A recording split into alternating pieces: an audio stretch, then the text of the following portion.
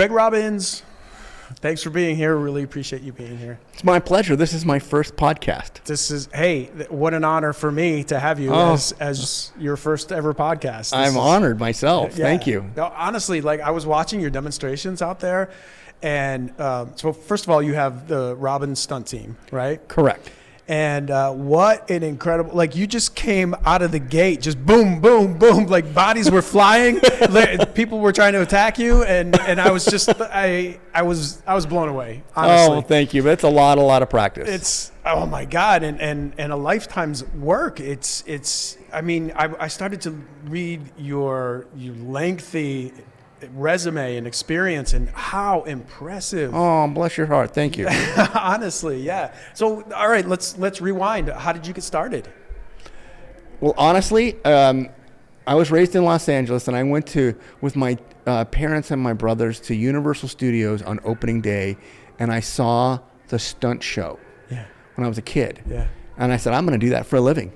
Really? How old were you? Well, I was 10 years old. Oh my God. So that was over half a century ago.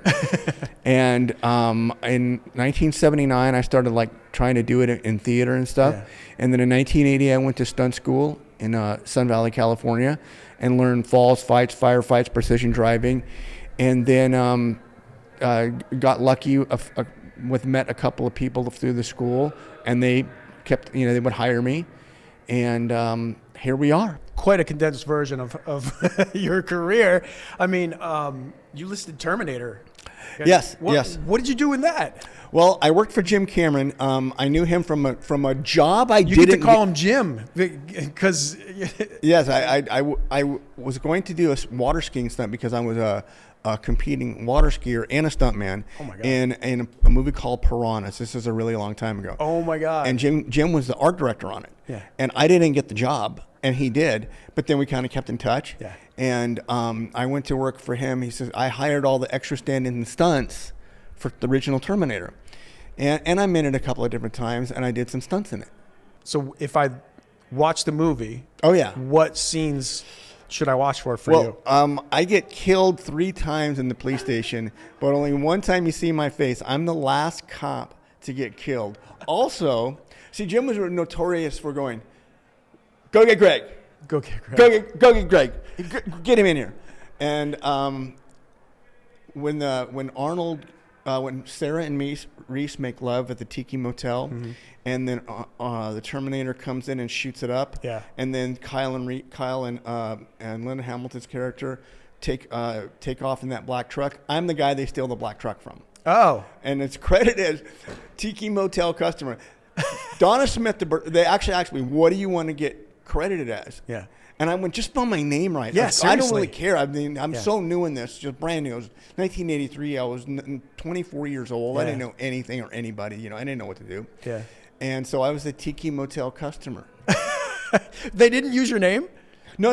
They did for my credit. But I mean, so that was your character name. There wasn't I don't know if I remember correctly. It just said Motel. Yeah. And then Motel Guy or something like that. Yeah. And then they found the Tiki Motel.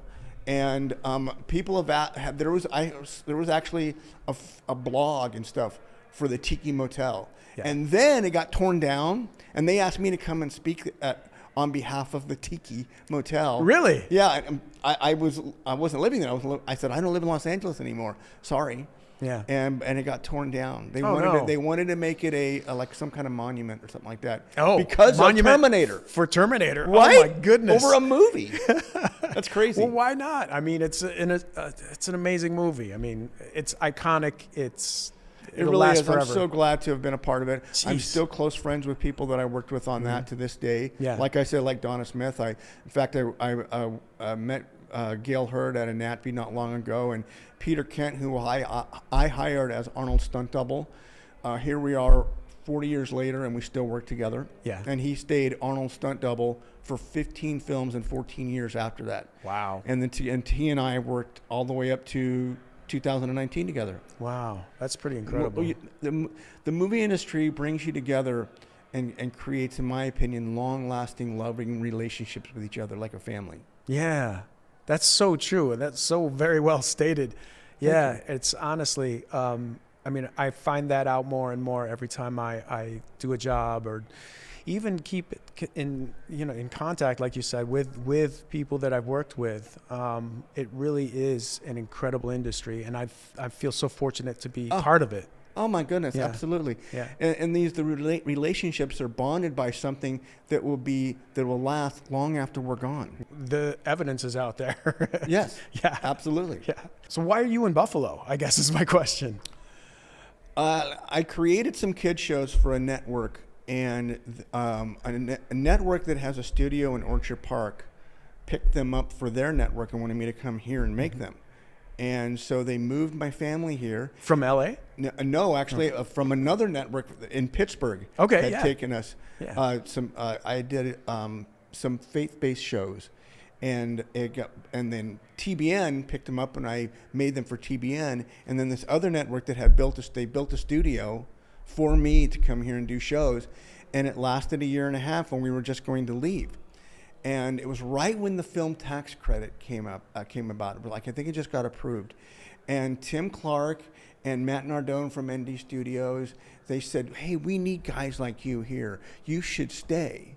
Yeah. And what are you talking about? I can't make a living in Buffalo. I'm going back home. Yeah. And the bottom line of it is, this is going to sound really corny, okay, but this is the God's honest truth. We are the recipients of the city of good neighbors. Myself, my children, and my wife. Everybody was so kind to us here. And we just really felt like, you know what, we're going to give this a try. We'll stay as long as the work happens. Yeah. We've been here 13 years now. We had just rented a home. We weren't going to buy because you never know. I didn't think it was going to last. Right. Now we own a home. My kids are grown. My daughter met her husband on my set. Yeah. They've got kids. I'm a papa. Wow. And my son, I probably shouldn't say this, is getting ready to get married. He's one of my stunt guys. Awesome. And he's proposing next week. They're going on vacation to Tokyo. Oh, and cool. He's going to propose. Wow. All because of the film tax credit. Wow. And because of the wonderful people here in Buffalo. Yeah. Now, this is our home. I don't ever plan on leaving. Awesome. You hear that, Pittsburgh? True. Screw you. We got Greg. I'm just kidding. My brother lives in Pittsburgh, and I did a lot of work in Pittsburgh. It's a beautiful, beautiful city. Oh, yeah, but when the work ends, it ends. Yes, exactly. And we tried so hard not to raise our children in L.A. and in the Hollywood, the movie industry. Yeah. I would rather have not done this for a living than to have raised my family. And don't get me wrong, I love it. I was born and raised there. Yeah. It just became a place, and I felt like I didn't belong. Oh, wow. Really? Like, for instance? It just became very sad. I don't put my career first. Yeah. My career is not my life. My wife, my kids, and now my grandkids are. That's amazing. Plain and simple. Yeah. If I continue to get to do this for a living, that's really awesome. Yeah. But if I don't, I'm certainly not going to put that job over, or any industry over them. Yeah. And I felt like that's what everybody was about. Yeah. And I am not wired that way. Yeah. No, I'm right there with you. You know, like, I'm counting the hours until I see my son. You know, I have a 2.5-year-old. So yeah, and I get it. I have on Tuesday. I have twin grandkids that are going to be 2. I carry them with me. You've got to. I have this. Nobody carries pictures anymore, right? It's all on your phone. But I have to have. That's amazing. And I put them right by my. Thank you. I put it right by all my work to remind myself what's important. Exactly. Yes. I'm so glad you said that. I'm going, Mike, because we've got 2 of them, almost 4-year-old, and one of the twins spending the night with us. So I'm not going to sleep tonight, but I'm going to be running home to them. Right now, my wife probably pulling her hair out because she's got them by themselves. Yeah. You're not going to sleep, but it's going to be one of the best nights of your life. Absolutely. Yeah. Absolutely. Yeah. That's amazing. They were here earlier too. Yeah. They stopped by. Oh, how cool. Yeah. So they all know a lot of people. Pardon? They got to see Papa being attacked. No, they were used to that stuff. But they're used to that. Yeah, I'm sure, right? Yeah. Oh, yeah. Yeah. How cool. Greg, I know you've got you got to get going. Do you want to? Is there anything you want to talk about before we leave? I do. Yeah. I don't know. Remember, I've never done a podcast before. You're my first. Well, you're doing amazing. Oh, bless your heart. What these guys did was put together the Buffalo Actors Expo is amazing on many levels. If you're thinking about wanting to launch your career in the movie industry, you have a career or you even have a successful career, what they have done here is incredibly important and helpful to all of us for these reasons. First, the governor of New York goes and increases our tax credit. Then the film commissioner works really hard to bring films here. Plus, they work closely with the governor to get the turnaround time for the money back to lower end movies, which is most of the movies, believe it or not, quicker. 1 year turnaround time. Yeah. Then comes the Buffalo Actors Expo. They understand that we need support crews. We do not have enough.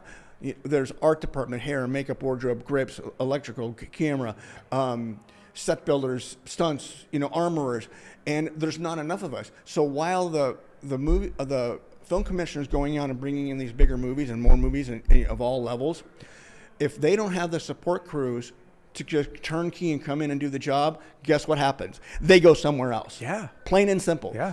So what these guys have done, what Kyle, Harry, and Peter have done, is it's like a job expo to get to bring in people, and that's what we're here for. 100%. Not just to help and to do an exhibition. We have a Robbins stunt team. Go to robbinsstuntteam.com. We're having a boot camp, a John/Joan Wick style boot camp in October. Why?